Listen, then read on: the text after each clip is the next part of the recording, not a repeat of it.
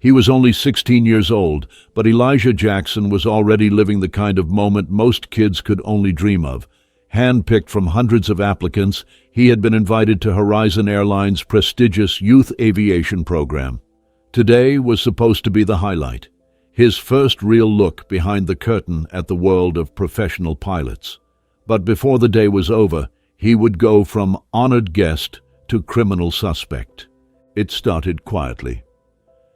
Elijah had arrived early that morning, dressed in his best shirt and tie, a glimmer of nervous excitement in his eyes. Around his neck hung a laminated guest badge, his golden ticket. He clutched a thin folder containing his welcome packet, filled with notes he had already studied twice. He'd read everything about how airports worked, how planes communicated with towers, even memorized the layout of common cockpits. This was his world, and today he was stepping into it. After being greeted by Miss Reynolds from HR and shown around the terminal, Elijah was told to wait in the pilot lounge while she stepped away to take a phone call. She smiled and reassured him, "You're fine here, Elijah. Make yourself comfortable." So he did. He found a seat in the corner, away from the few pilots milling around, and sat quietly, not touching anything. On the TV was a documentary about the Concorde, the world's first supersonic passenger plane. Elijah watched it with the kind of focus only a true aviation lover could have. His eyes sparkled as he listened to the narrator describe the powerful Rolls-Royce engines and the elegant delta wing design. Time slipped by. To him, this wasn't just a lounge, it was sacred ground. But not everyone saw it that way. The sound of heels clicking against tile snapped Elijah out of his focus. A woman in a crisp uniform strode in. Her posture was rigid, her movements efficient, her presence commanding. 4 golden stripes on her shoulders. A veteran pilot. She paused just inside the doorway, her eyes locking instantly on Elijah. There was a pause, a silence thick enough to cut through. She narrowed her eyes, her lips tightening. "Excuse me," she said, walking briskly toward him.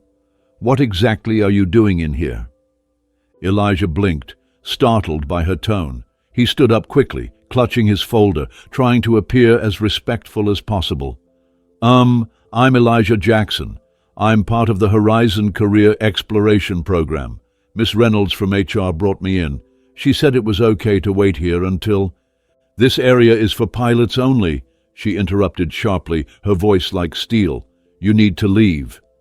Elijah hesitated, unsure if she hadn't heard him or just didn't care. He pointed to the badge hanging from his neck. "I have clearance, this badge." The pilot stepped closer, eyes glued to the ID. "That badge doesn't mean anything in here," she snapped. "You can't just walk into restricted areas because someone told you it's fine. This is a security issue." "I didn't walk in, ma'am," Elijah said, trying to stay calm. "I was brought here. I've just been sitting, watching TV." But she wasn't listening. She was already reaching for her radio. "Security," she said into it, her tone clipped and urgent. "Pilot's lounge. Unauthorized individual, possibly using a fake badge." Elijah's heart dropped. He didn't know what to say. What could he say? His mind raced. Was this really happening? Was he about to get kicked out, or worse, arrested? All for doing exactly what he was told. He stood frozen, staring at the woman, trying to find something, anything in her face that resembled empathy. There was none. She turned back to him. "You need to leave, right now." I don't understand," Elijah stammered. "I'm not doing anything wrong." "That's not your call to make," she said flatly. Footsteps echoed from the hallway as 2 uniformed security officers approached the lounge. The pilot crossed her arms and stepped aside, gesturing toward Elijah. "That's him." In that moment, Elijah felt something he had never felt before. Not just fear, but isolation. The kind that wraps around you in a room full of people and makes you feel like you don't exist. Or worse, that your existence is a problem. As the officers entered, their eyes briefly flicked over to the pilot, then landed on Elijah.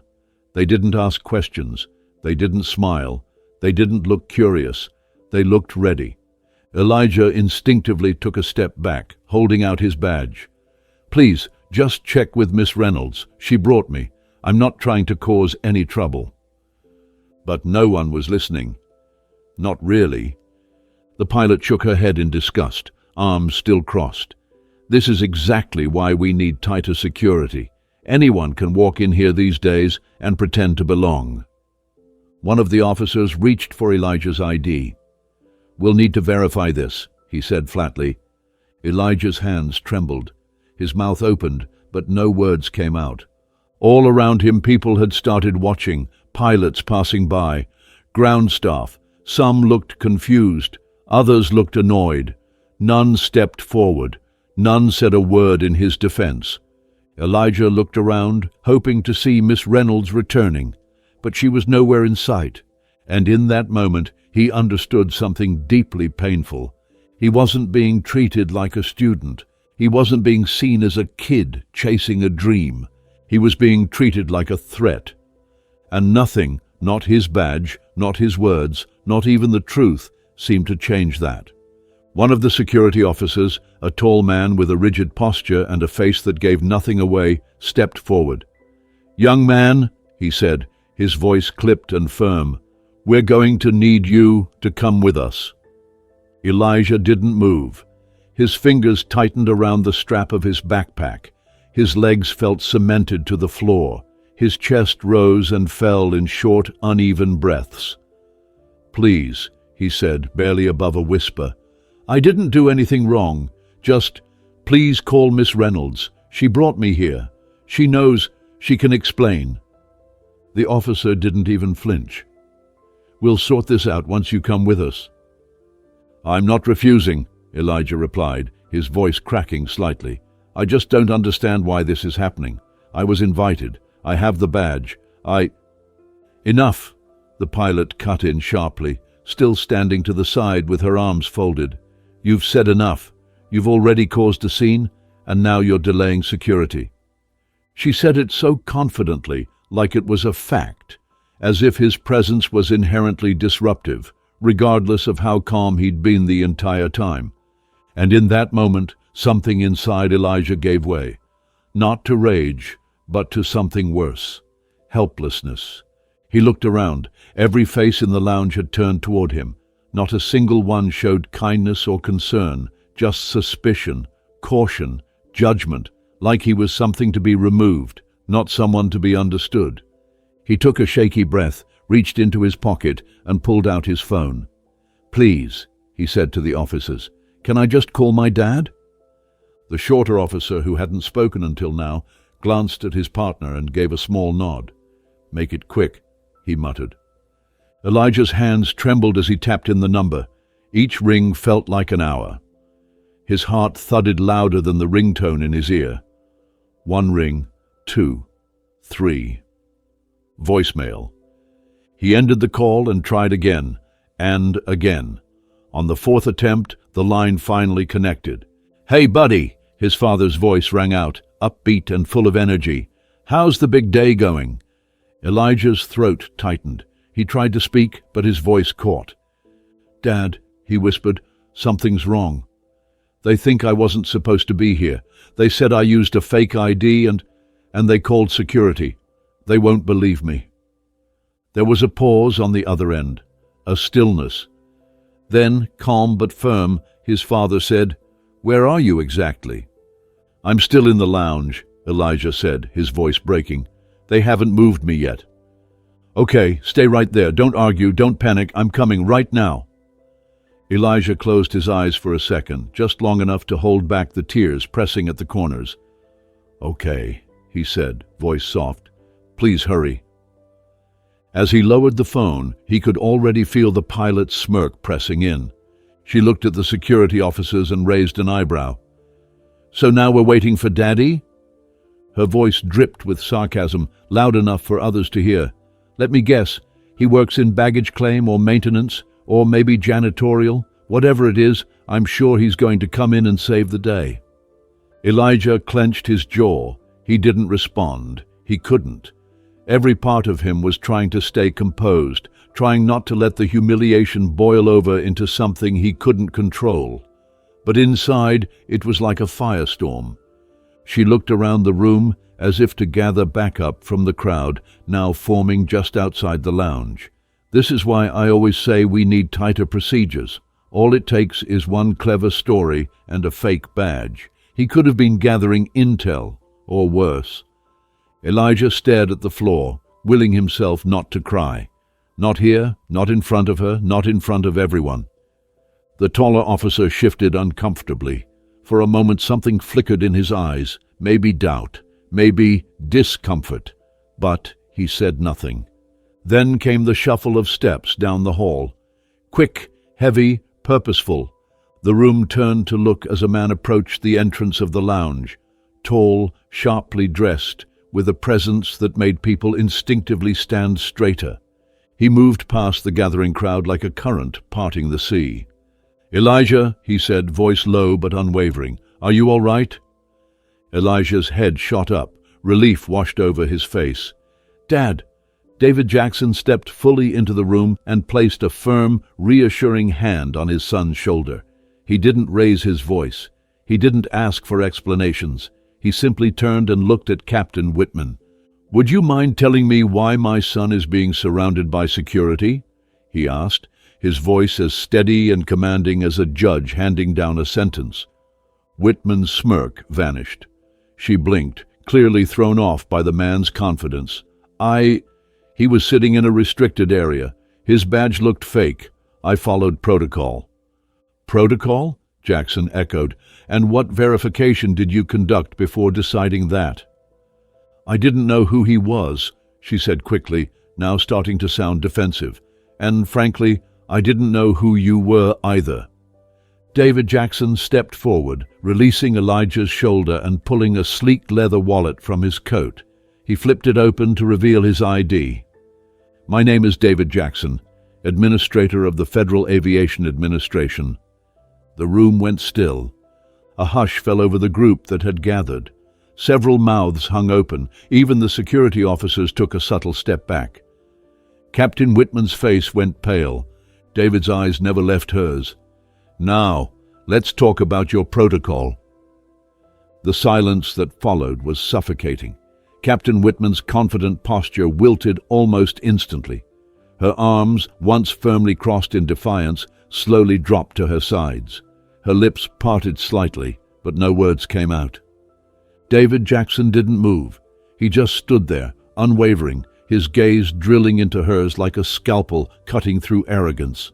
The weight of his presence alone seemed to shift the very air in the room. "You said his badge looked fake," David repeated, his voice calm but cutting. "Did you scan it? Did you contact the program director listed on the application? Did you verify anything at all before calling security on a minor?" Whitman stammered. I didn't have time to do all that. I acted fast because, well, he looked out of place." David's eyes narrowed. "Out of place? Based on what?" More silence. He turned slightly, motioning toward his son without taking his eyes off the captain. "This young man is wearing a clearly marked Horizon Airlines guest badge. He was invited here as part of your company's own mentorship initiative, an initiative I helped approve on a federal level. He was sitting quietly, watching a documentary, waiting for his guide to return. And you called security." Whitman tried to regain her composure. "Sir, I was just trying to protect the lounge. Security protocol states—" "Security protocol doesn't give you the right to humiliate a child because you made a snap judgment," David interrupted, still composed, but now with unmistakable steel in his tone. "You didn't see a threat. You saw a black teenager and assumed he didn't belong." A murmur rippled through the gathered crowd. Someone shifted uncomfortably. Someone else looked down at their shoes. No one stepped forward to defend Whitman. She folded her arms again, but it no longer looked like confidence. It looked like she was trying to hold herself together. "I didn't know who he was. I didn't know he was your son." David's jaw tightened slightly. He tilted his head. "So, if he were someone else's son, this treatment would have been acceptable?" Whitman's mouth opened, then shut again. There was no good answer. No version of that logic that didn't sound worse the more it was explained. David stepped forward, slow and deliberate. You turned a child's dream day into a public interrogation. And for what? Because he didn't look like what you expected. Whitman's voice, now smaller, replied, It was a misunderstanding. No, David said flatly. It was a misjudgment. One that could have ended very differently if this had happened in a more private part of the airport. If he hadn't had the presence of mind to call me. If I weren't someone with authority. Do you understand how dangerous that is? From the far end of the room, a voice chimed in. It was Miss Reynolds, breathless from hurrying, her eyes wide with disbelief as she took in the scene. What is going on here? David turned slightly. Miss Reynolds, can you confirm that you personally brought Elijah to the pilot lounge and instructed him to wait here? Yes, she said immediately, stepping forward. I did. I escorted him myself. He's one of our top youth program candidates. This entire thing, she turned to Whitman, her voice suddenly rising, is completely ridiculous. Whitman's face flushed. Her fingers fidgeted with the cuff of her sleeve. I didn't know. I thought... You thought wrong, David said firmly, and your thought process reflects a deeper issue. The crowd, which had initially just watched out of curiosity, was now fully engaged. Several pilots nodded subtly in agreement. Others glanced at each other as if reassessing everything they thought they knew about Captain Rebecca Whitman. David looked toward the security officers next. You were brought into this situation under false pretenses. You were told there was an intruder using fake credentials. Yet not one of you verified that before escalating things further. The taller officer cleared his throat awkwardly. We followed her lead, sir. We're instructed to respond immediately to reports of unauthorized access. Understandable, David replied. But once you arrived and saw a teenager holding a guest badge, sitting calmly, asking to call his father, you had options. You chose to follow emotion, not evidence. The officer lowered his gaze and nodded. You're right. That's on us. Then came a new voice, one calm but unmistakably authoritative.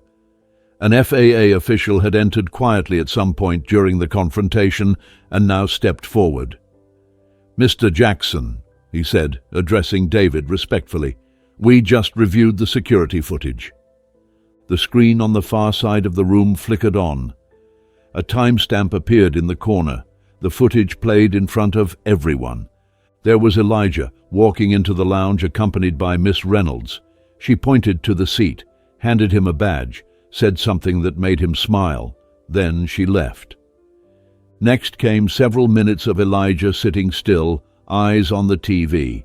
At no point did he approach anyone or touch anything. Then Whitman entered. Her face in the video was exactly as everyone had just witnessed it in real life. Tense, suspicious, sharp. Her approach was direct. Her gestures, aggressive. The footage didn't have sound, but it didn't need to. It was all there. The false accusation, the snatched badge, the radio call, Elijah's confusion. The footage ended. For a long moment, no one spoke. Whitman's face had gone completely pale. She looked like someone trying to disappear into her own uniform.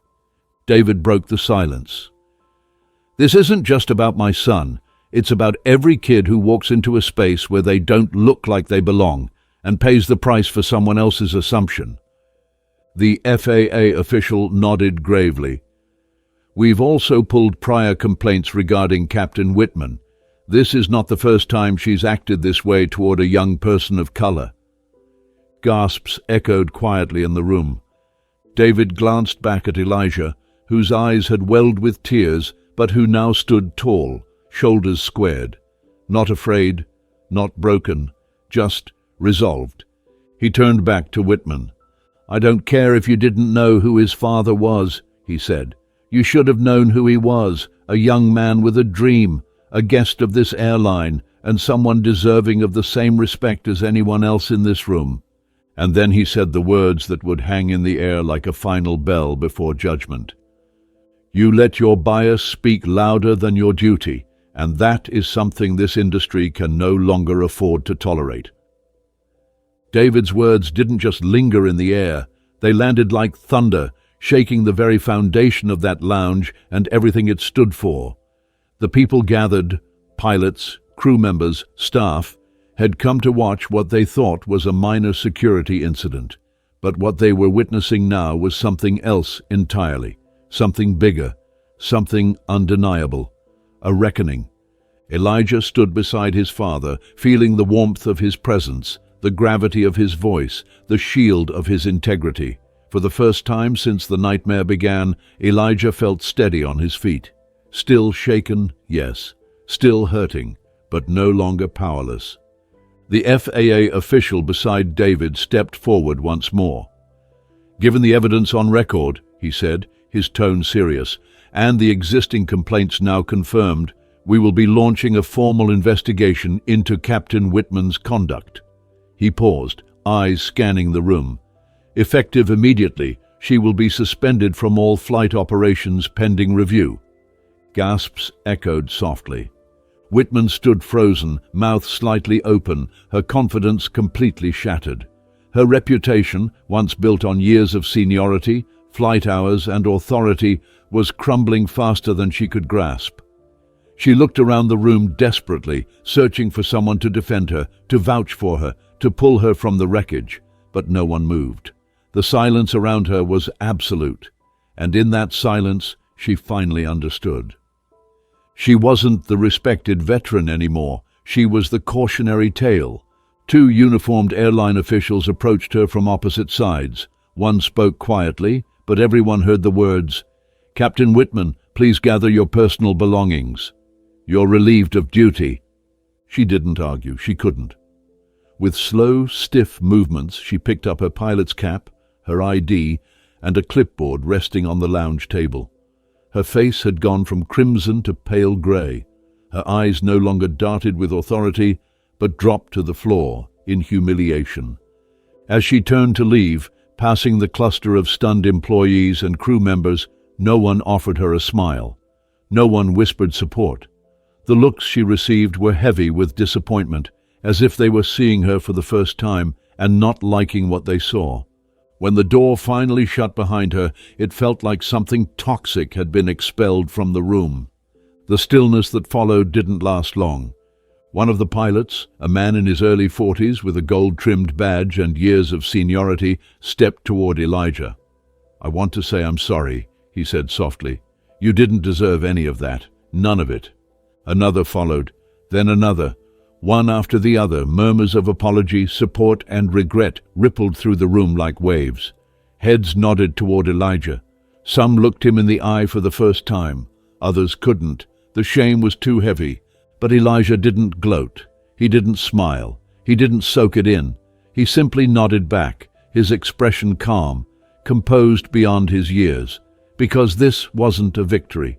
It was a reminder, a painful one, of what it still cost to be a black teenager in a place where people didn't expect to see you. David turned to his son and said quietly, "You handled that with more strength than most adults I know." Elijah tried to speak, but the lump in his throat blocked the words. Instead, he just nodded, the tears he'd been holding back finally breaking loose. But they weren't tears of fear anymore. They were tears of release, of knowing that the storm was passing. At that moment, from the side of the lounge, someone new stepped forward. She wore the same uniform as Whitman had, but her presence was entirely different. Her posture exuded calm power, and her expression was warm, empathetic. She was a black woman, tall, graceful, with natural grey streaks in her hair that gave her an air of wisdom earned, not just aged. She extended a hand toward Elijah. "I'm Captain Amara Johnson," she said, her voice strong but kind, "and I've been flying commercial jets for 23 years. Elijah shook her hand, eyes wide. "I saw what just happened," she continued, "and I want you to know, I've lived it too. Maybe not exactly like that, but close enough. I know what it's like to walk into rooms where people don't expect you to be, to sit in cockpits where some still think you don't belong. Elijah nodded slowly. "But I also know," she said with a small smile, "that we don't get where we're going by stepping back. We get there by stepping forward, no matter how heavy the steps feel." She turned toward David. "With your permission, I'd like to show your son something." David smiled. "Please do." Captain Johnson gestured for Elijah to follow. They walked together down the hall, away from the lounge, the crowd parting to let them pass. Elijah's head was high now, his steps steady.